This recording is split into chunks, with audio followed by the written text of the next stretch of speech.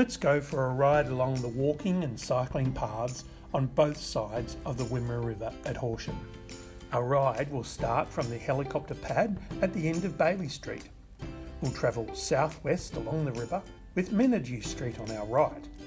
We'll leave the riverside path and continue along McBain and McBride Streets until we can rejoin the path through the showgrounds.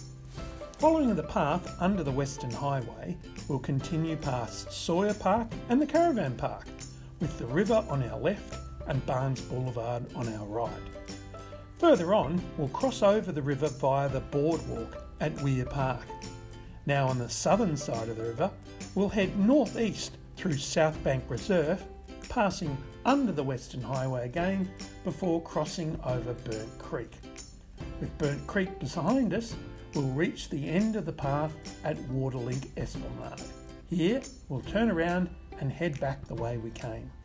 We'll pass under the highway a third time, then back through South Bank, where we'll cross over the river via the Anzac Centenary footbridge.